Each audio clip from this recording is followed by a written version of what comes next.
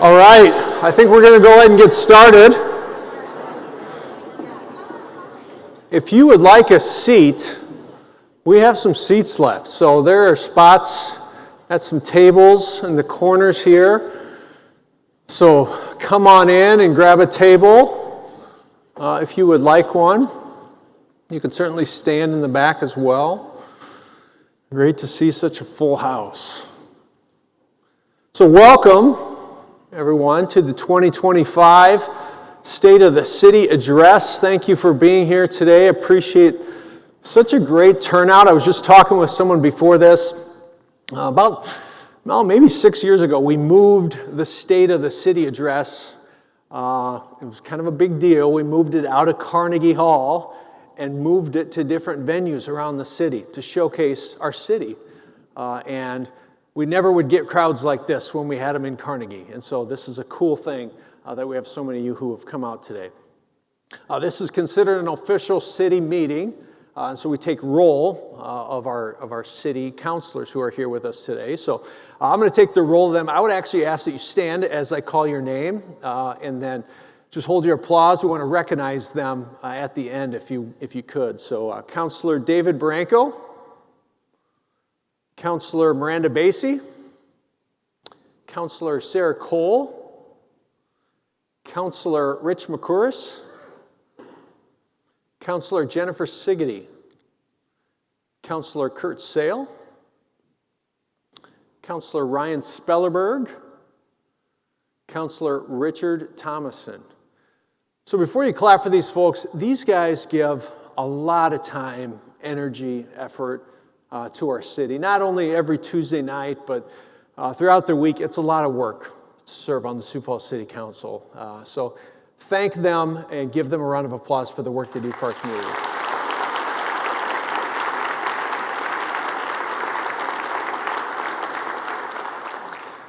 I would also like any elected officials that we have with us, mayors, if you're an elected school board member, a state legislator, anybody who's in elected office right now, could you stand and be recognized as an elected official right now, please?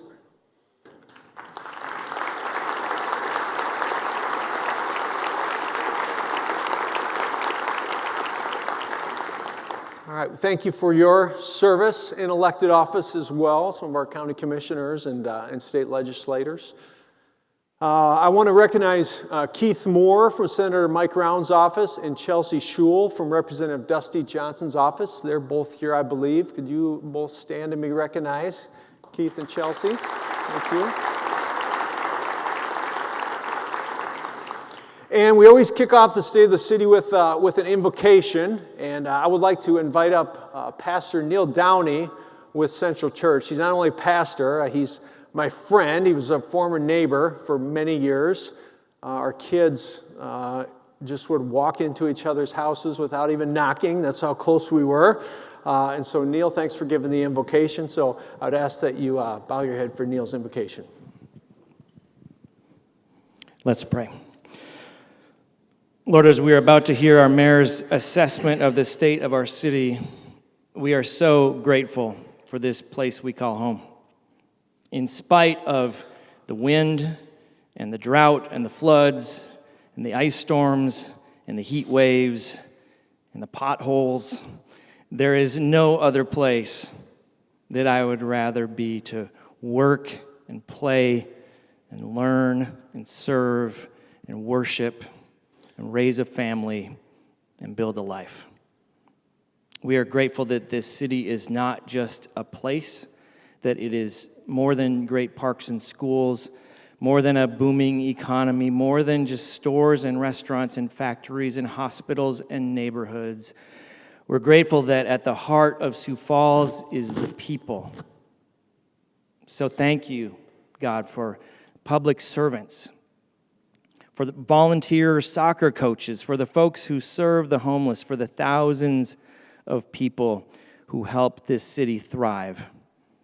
And so, like you instructed in the book of Jeremiah, we pray for the peace and prosperity of the city. We pray for the hearts of the people, that they would continue to make this a city of justice and compassion, a city of freedom and opportunity, a city of courage and grit, a city of hospitality and kindness. And Lord, finally, I thank you for our mayor. Thanks for his integrity and vision. Thanks for his humility and his humor. And thanks for his friendship. And may we all follow his lead in loving you with everything we've got and loving our neighbor as much as we love ourselves. So continue to give him wisdom as he leads. And now give him the words that you want him to convey to us now. Amen. All right, thank you, Pastor Neil. I'd ask that you stand for a Pledge of Allegiance, please. I pledge allegiance to the flag of the United States of America and to the republic for which it stands, one nation, under God, indivisible, with liberty and justice for all.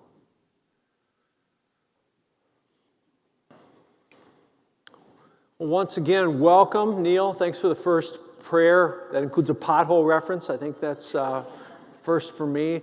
Thank you all for coming today. City councilors, elected officials, community leaders, city employees. We have quite a few of our city employees here. Residents joining us in person and online.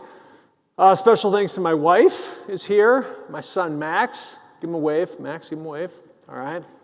Yeah, you can give him a clap. If you ever get ice cream at B&G Milky Way at 69th and Cliff, and it's prepared perfectly, tip big, that's probably Max's handiwork. So, but today the theme of our address is going to be about numbers. We're going to dive into the numbers of our community and where our community is at in numbers. And this is from a guy who's not a big numbers guy. I have a great finance team. I have a great city finance director in Sean Pritchett who keeps me between the ditches with numbers. But I want to walk through your city in numbers. And the first number I want to talk about is the number 16. 16 has to do with this place we're at today, the Canopy. The Canopy is one of 16 businesses in this new development here called the Steel District here in downtown. Nearly half of these 16 businesses are new to our community. They're brand new businesses to Sioux Falls, including the Canopy. In fact, this is only the 43rd Canopy in the world. The last one before this opened in Japan. The next one that's going to open is in Nashville. So we're in a good company here in Sioux Falls.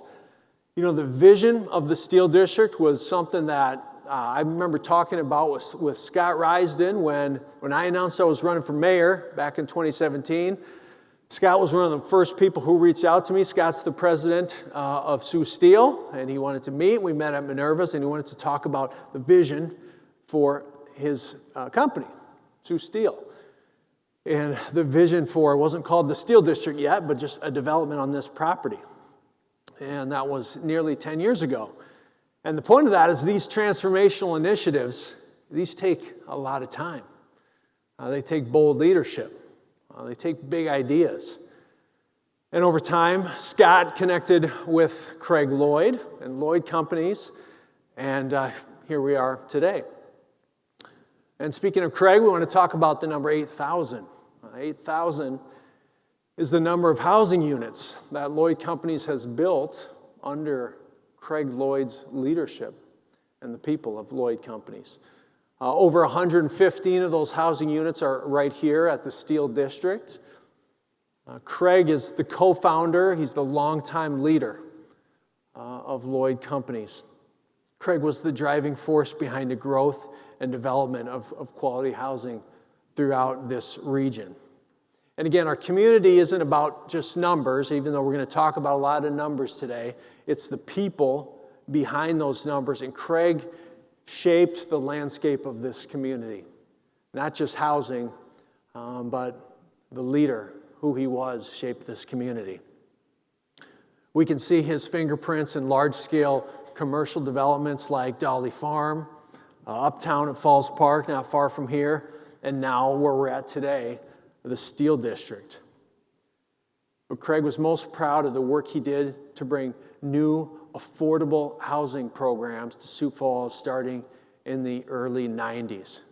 Just a huge visionary, a giant in Sioux Falls. And I'd ask that you just take a moment of silence as we remember just a giant we lost this last year.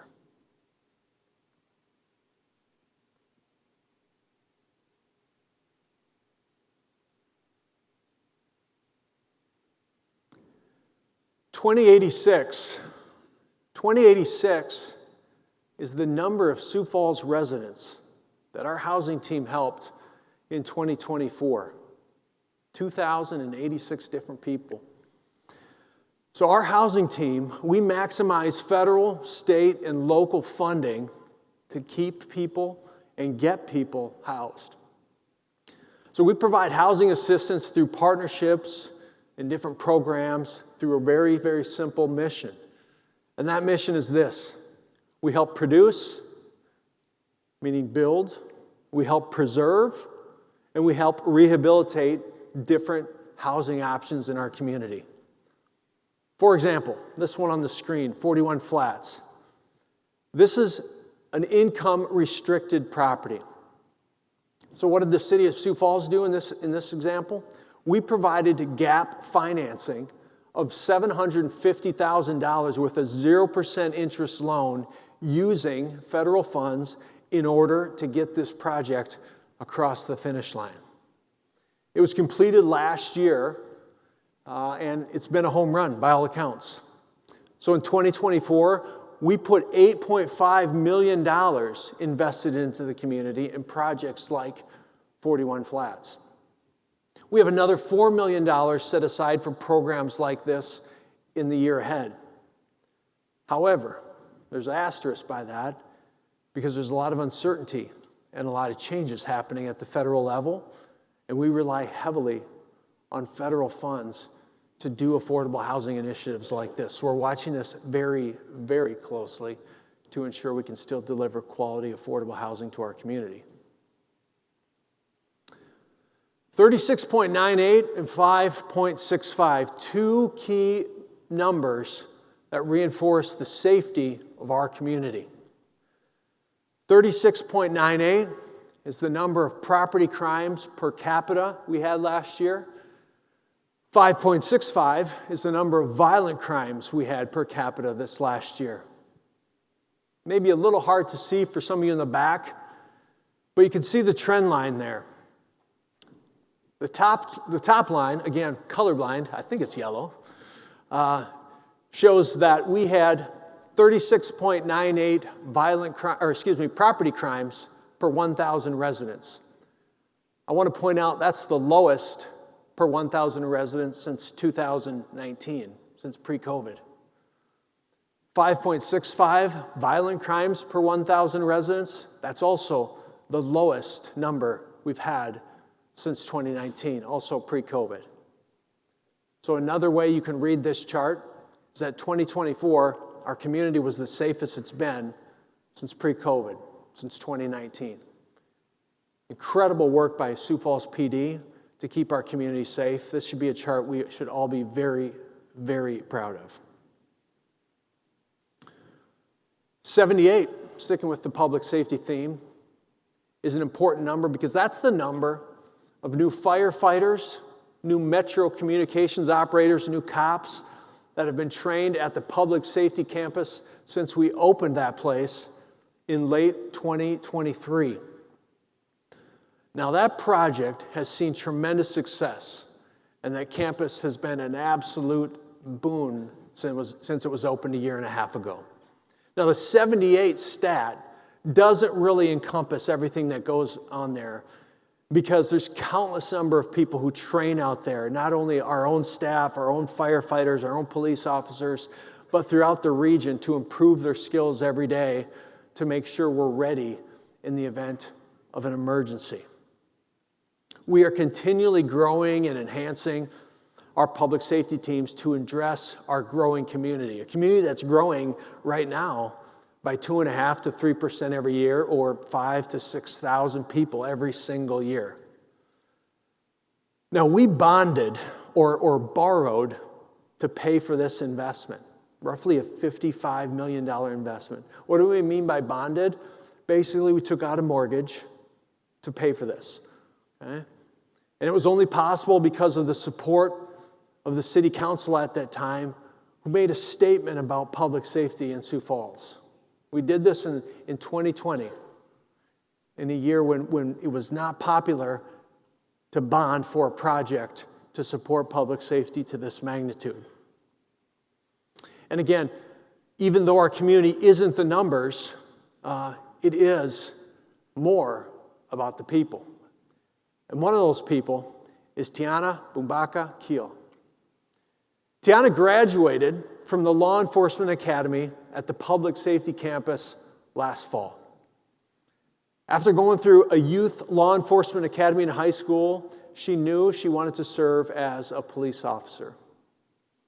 She moved to South Dakota from sunny California to attend Mount Marty University and to run track. She then got connected with our summer internship program. We call it Ascend. That's the name of our internship program. In 2023, before she graduated college, and then with our law enforcement academy. So she found out about our police department because of that internship program. But once going through the program, she chose to stay here because of the incredible people, not only in our department, but our city as well as an organization. Tiana's actually here. Could you just stand up, ma'am, and be recognized for what a great cop you are?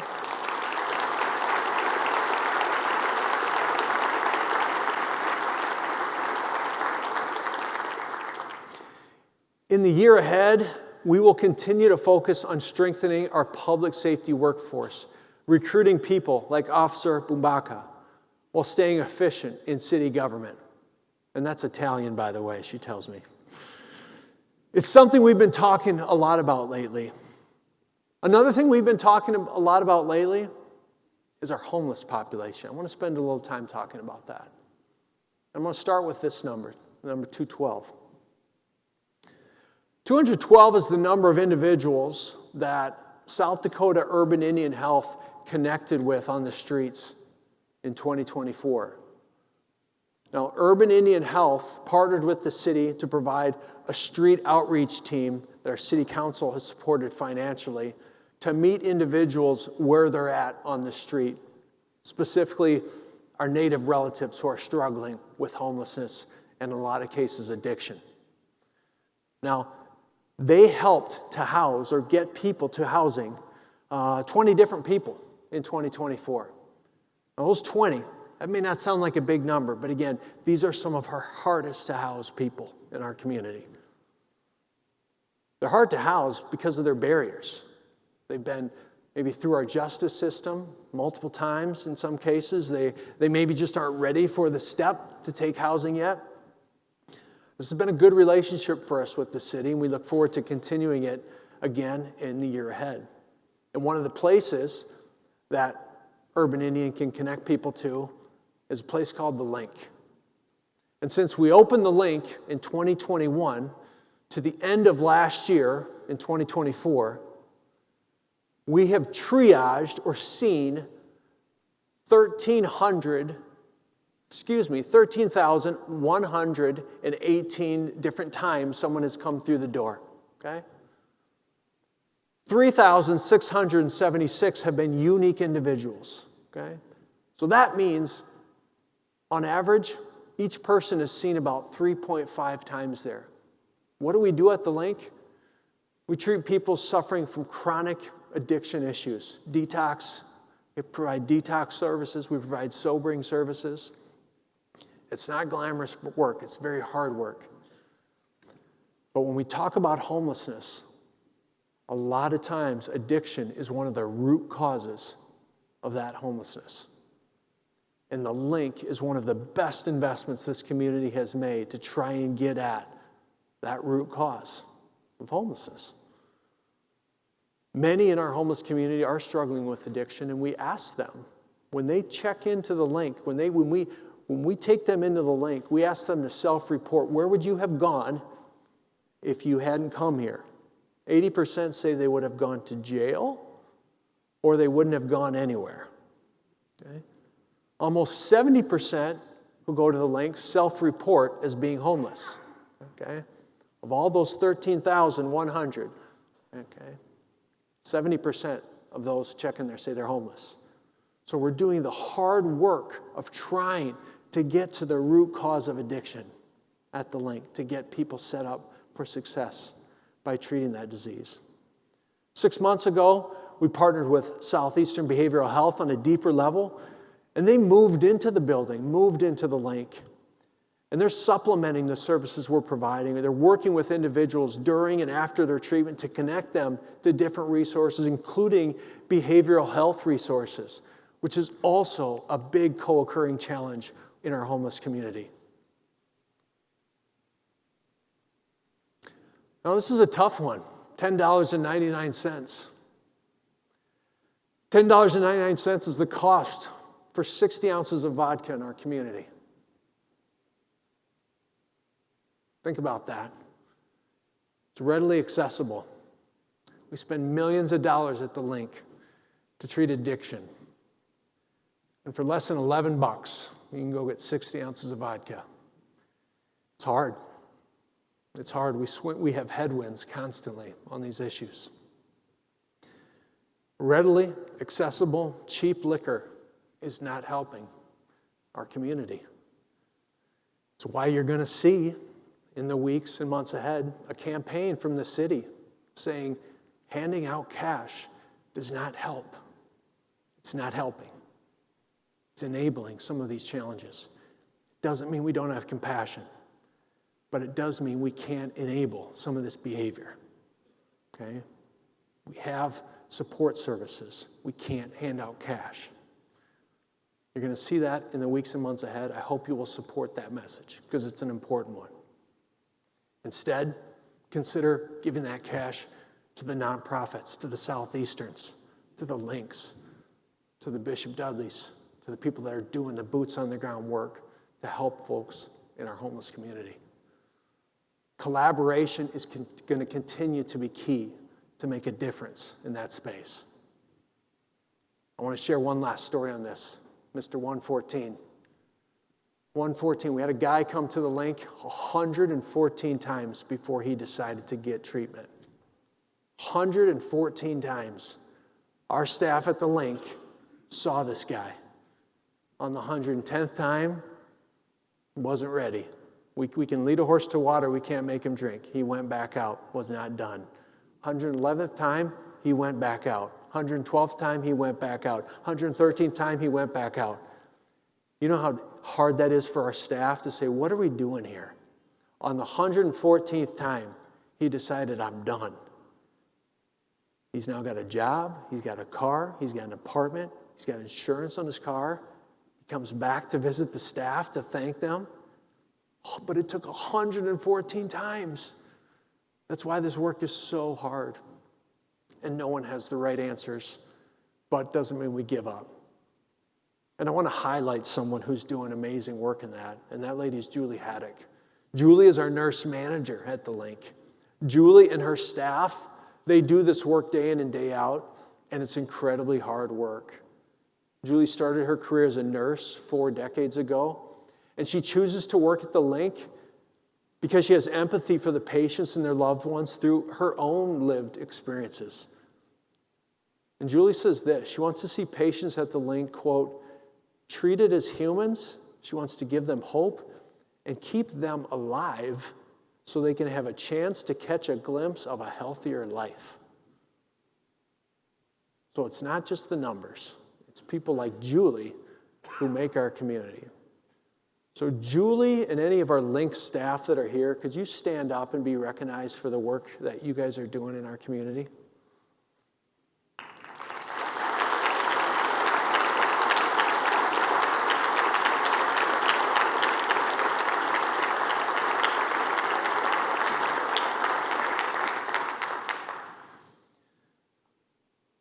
All right, Mark Cotter, buckle in. We're going to talk about roads. You ready?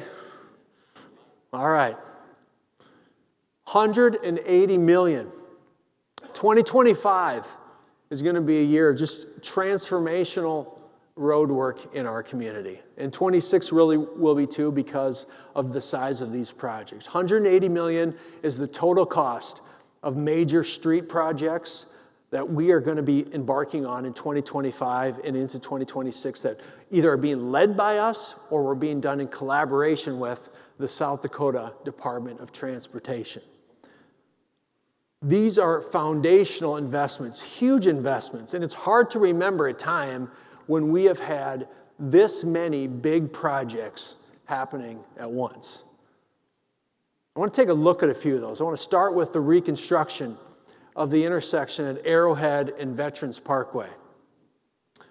Long overdue if you're an East Sider, but your commute's going to be rough for a little while. And if it is, call Mark Cotter. I'll put his cell phone number on my Twitter after this. This is a $29 million project. Okay? It is going to take about 2 years. But when it's done, this will be the largest intersection in the entire state of South Dakota. The traffic flow is going to be like an orchestra. It's going to be incredible. Short-term pain, but long-term gain. It's going to be one of the best, most well-run intersections as our east side continues to expand. We also are working on continued construction of South Veterans Parkway. We opened the 2-mile segment from Western to Cliff last year. You can see that on the screen. And the next 2-mile segment is from Cliff to Sycamore. When this is complete, we will have an 8.6-mile additional roadway in our city that will be a major connector in and around southeast Sioux Falls, basically connecting Harrisburg over to Highway 11 and all the way to Brandon. I-229 in Cliff, it's already started. This has been a challenging intersection, to say the least, for many, many years. Any Lincoln families in the room and trying to do the 8 a.m. or 3 p.m. Pickup and drop-offs there. Work has started on this already. This will be completed by the end of 2026. Also a massive project in conjunction with the state. And then, of course, I-29 and 85th Street. I think this has been in my State of City address for 7 straight years. But this one, I mean it. We're actually going to start it this year. We will be breaking ground on this thing this fall. It's such a unique project because it's unique because we have so many people involved. That's also why it takes so long. We got the feds, Lincoln County, City of Sioux Falls, City of T, the state, and most unique, several private landowners that all stepped up to put a diverging diamond in there, which will drastically change east-west traffic flow on the south side of Sioux Falls. Now, that will be the 3rd diverging diamond in the city of Sioux Falls. And we talk a lot about diverging diamonds. Here's why diverging diamonds are important. I-29 and 41st Street is a diverging diamond that we opened earlier this year. And about 45,000 cars travel through that diverging diamond. Now, west side, you had your 2 years of disruption. East side, you're getting it now. But that is the 2nd busiest interchange in the city. Since we've opened that interchange, that diverging diamond, we've seen a reduction of 95% in crashes at that exchange since that opened from what was previously there. Think about that, 95% reduction in crashes there. Huge for traffic flow, huge for safety, and also huge for commute times. So diverging diamonds take some time, but man, are they efficient and are they safe. Next number we want to talk about is 30 million. 30 million is how many gallons of wastewater we're going to be able to process through our new water reclamation plant daily when this is complete. Every day we'll be able to process that capacity, 30 million gallons of wastewater. You may say, is that a lot, Paul? I don't know. I didn't know either when I started this job. I can tell you that's a lot of wastewater.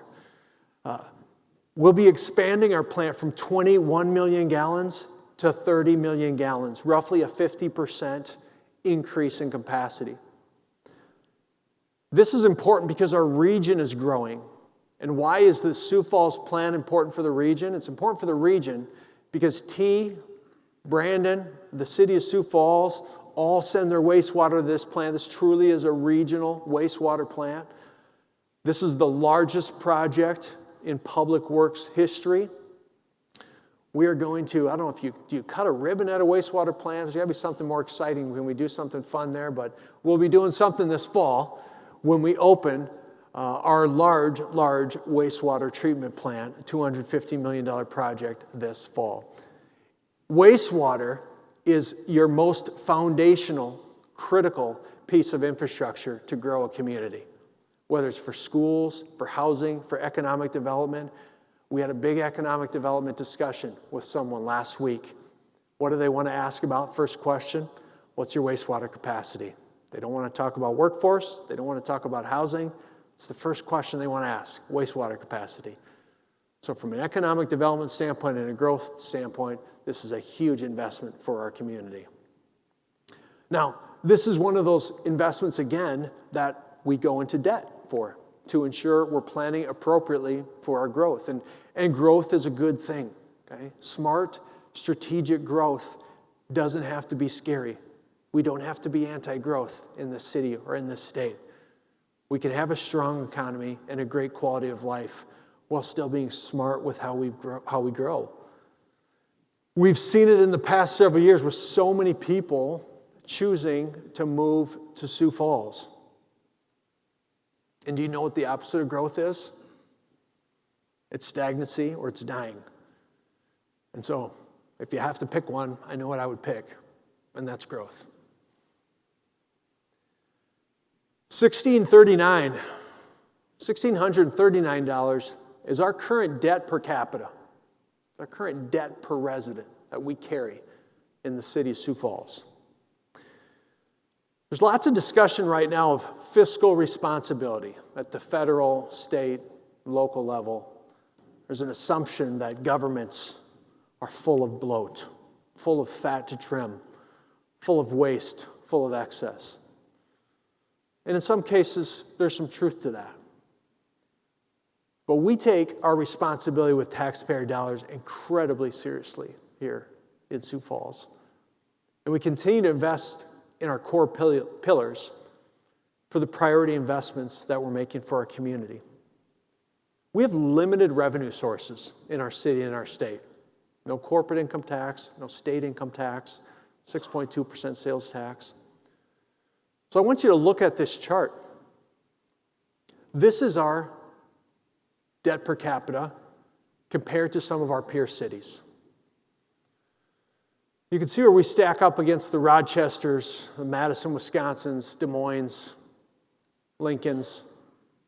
Sioux Falls is a very, very fiscally healthy city, a very smart managed city, a city that is in a very strong fiscal position. You should be very proud as a taxpayer when you look at a slide like this. Sure, we have some debt, but compared to our peer cities, we're in a really great position. So much so that we were actually upgraded this year in our bond rating. Okay, what does that mean? Basically what it means, amongst other things, is we will save hundreds of thousands of dollars per year in our bond refinancing. What it also means is that others, like bond rating agencies, they look at the city of Sioux Falls and they say, you are fiscally responsible, you are managed very well, you are a well-run city, and we want to upgrade you because of that. We also only borrow for capital projects in Sioux Falls. What do I mean by capital project? A wastewater plant, capital project. Public safety campus, capital project. Denny Sanford Premier Center, capital project. Okay? These are assets that will serve us for decades into the future because we're taking care of today for a better tomorrow. That's our motto that we have in the city. That's all of our city employees know that. That is our motto. We're sometimes planting seeds for trees under whose shade we'll never sit, and we're very comfortable knowing that that is our job. There's rarely, I shouldn't say rarely, there's never an increase in taxes when we bond for capital projects. We pay for these, we service the debt from existing revenue sources to pay down these debts. And I share this, and the reason I'm sharing this, there's a lot of talk right now about property taxes and cutting spending and so forth. We don't raise taxes to pay for bonded projects. We use existing revenue sources to pay for them. That means we will not raise taxes to pay for the new aquatics and recreation bond approved by the City Council earlier this year. This is going to bring a new outdoor experience at Keene Park and an indoor recreation center to the east side of Frank Olson. These existing pools are more than 50 years old. They're shot. They're in need of replacement. And these are the sorts of quality of life investments that are vital to our growing community, but only possible if we do bond for them. If we want to attract workforce, if we want to keep a vibrant community, yes, roads, highways, wastewater have to be invested in, but quality of life investments have to come alongside them as well to have a balanced community. We've also been able to maintain this strong financial position while growing our team at an appropriate pace. So you can see on the screen here, since 1990, we have more than doubled our population as a city, but as you can see on the graph over the years, we've added to our team at a rate that's been very, very appropriate. You can see the employees per 10,000 population line. Again, colorblind Paul, it's either orange or yellow or green, whatever that line is, but it's gone down. And that's through just smart management of how we're delivering services, utilizing technology in a better way, just delivering services in a smarter and more efficient way. I know that we got quite a few city employees here today, and I would love if they would just stand and be recognized for the great work that they do. So if you work for the city, could you stand up, please?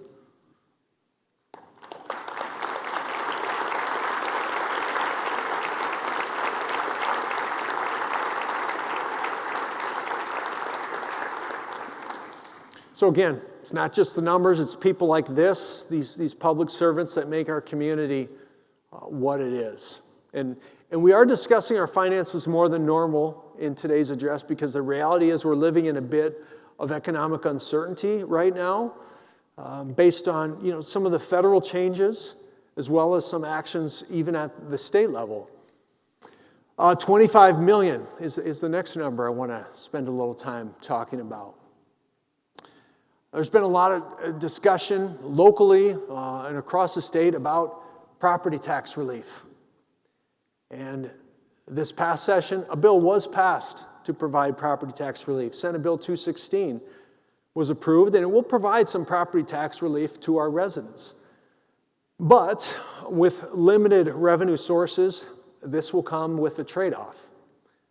Right? We are estimating over the next 10 years, we will lose approximately $25 million in operating expenses as a result of SB 216. So this is a significant impact to our city budget. So we're having to look closely at the level of services that we are offering, that we can offer, that we have offered in the past, and that we will offer in the future. The reality is that we will be making some changes in the coming months and years that residents will feel. Just not going to sugarcoat it. We want to minimize those, however.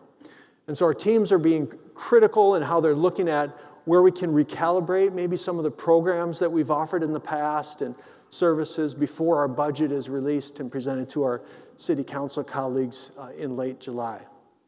So as I mentioned, we're in a strong financial position right now. You saw the debt per capita. We're in a great spot. So this recalibration, it's not a cause for panic or anything, but it is a chance for us to step back and look at how we're delivering services and if there's a chance to be more efficient, be more entrepreneurial in the way we're delivering those. Losing this much of a revenue source does create a long-term impact. That's going to need a closer look. With our limited revenue sources, though, and I mentioned that, you either have two options. You can either find new revenue sources or you can raise existing revenue sources, i.e. raise taxes. Well, people don't like that one. So how can we find new revenue sources? It's why we've been casting a vision for the Riverline District. Why this talk about the Riverline District? Well, 2.9 million, that's the number in millions of dollars that we lose in revenue at our convention center every single year.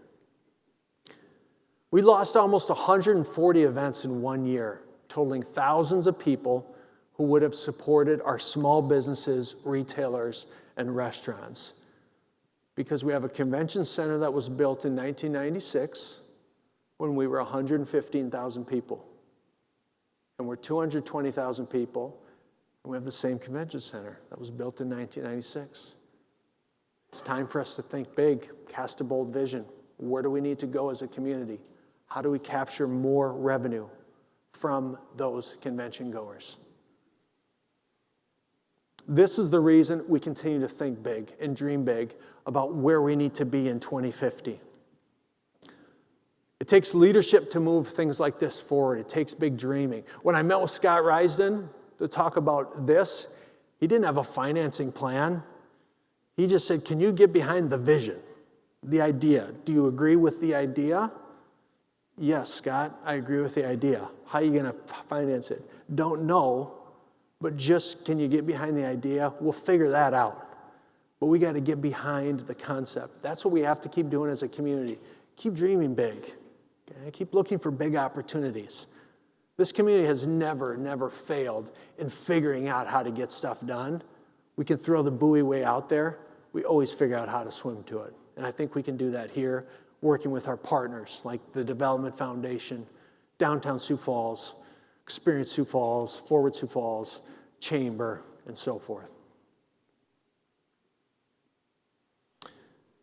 What we don't talk about a lot is if we do move a convention center, we will also free up space for about 50,000 feet of indoor recreation space at the existing convention center. Turf, pickleball, walking track, indoor recreation for our community. Why is that important? Because we have a bit of a pilot going on right now on the west side when the city purchased the West Side Recreation Center at the end of last year.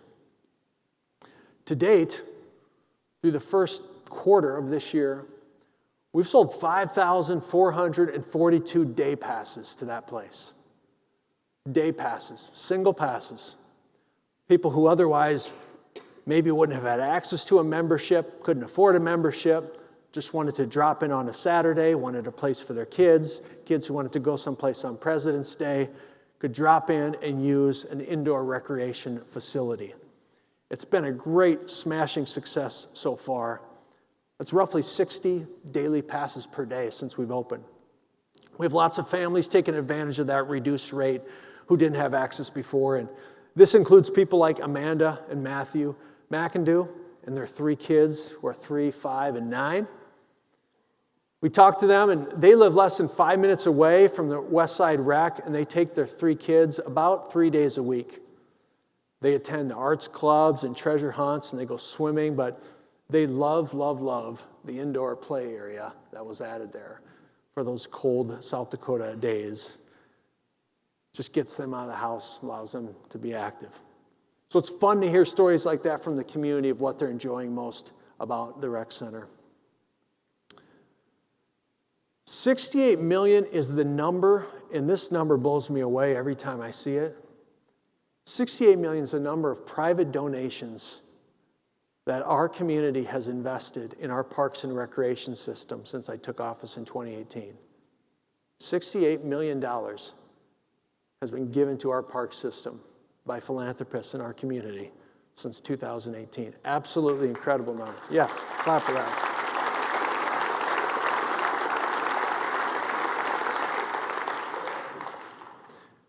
And we should never, ever take that for granted. That just does not happen by accident. It takes partners, it takes people like, honestly, the tip of the spear on this is always the Sioux Falls Area Community Foundation. In fact, we talk so much about Jacobson Plaza. You know how that got lined up? Andy Patterson calls me and says, hey, I want you to meet with this guy. Gary Jacobson and took us out to lunch, and we talked about it. And Gary said, I want to do ice, and I want to do this thing. And I said, let's get a contract. Gary said, I don't need a contract. Just shake my hand, and we'll call it good. And that's how it came together, was because the Sioux Falls Area Community Foundation brought me and Gary together over lunch. And they do more lunches like that end up being huge visions for our community. So if anyone from our Parks Foundation Board or the Community Area Foundation is here, would you guys stand up and be recognized for making those dreams happen in our community?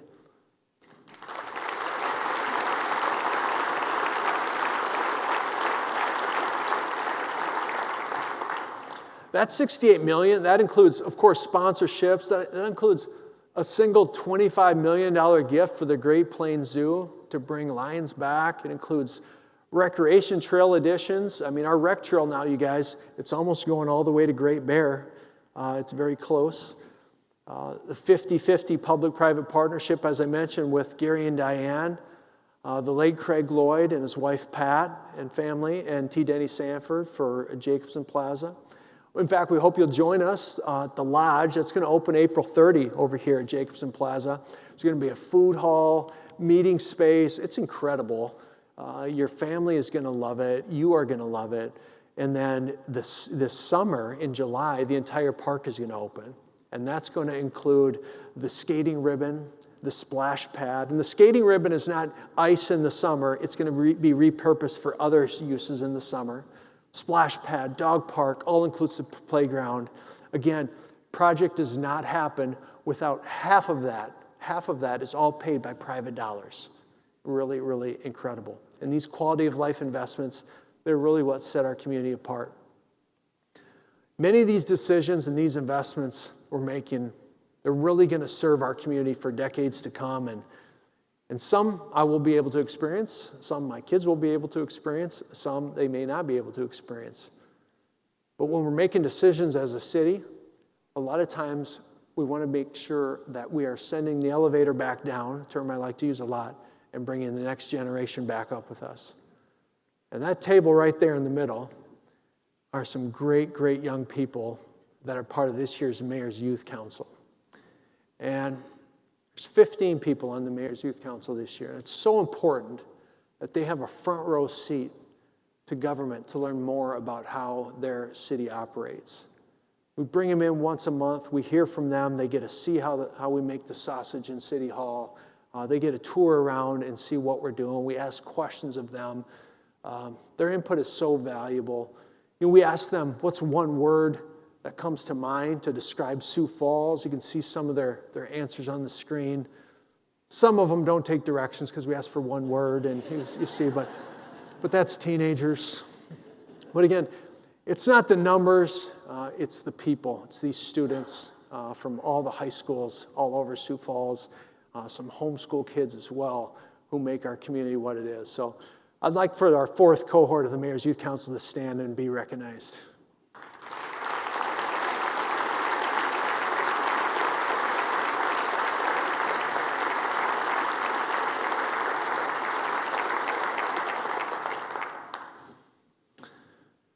So I want to end today with one final number, and this number is 39.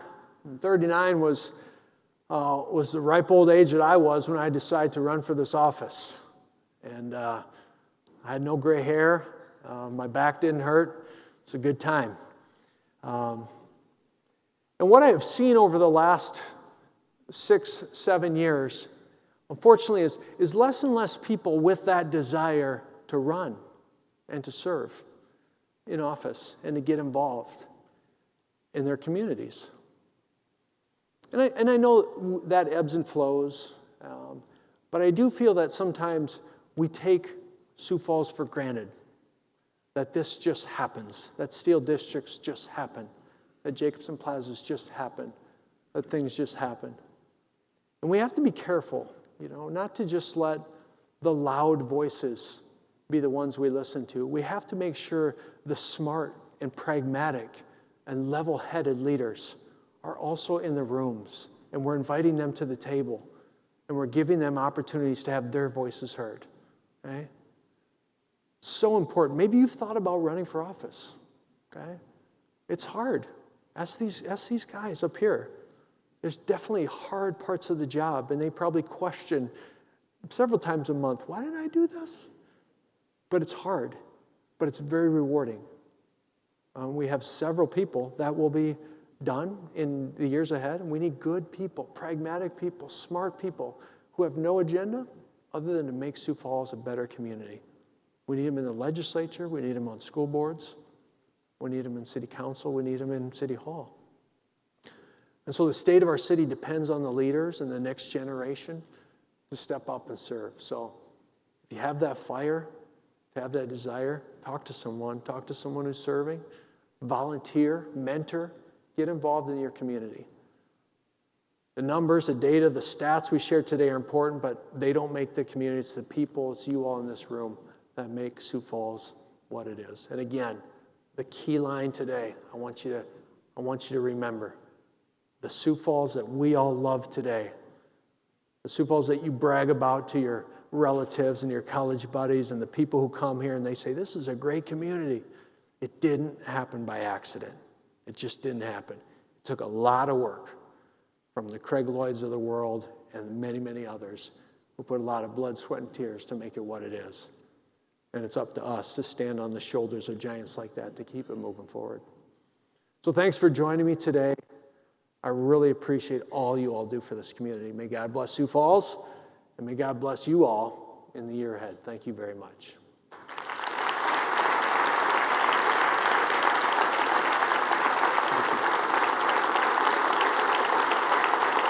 Thank you. Thank you.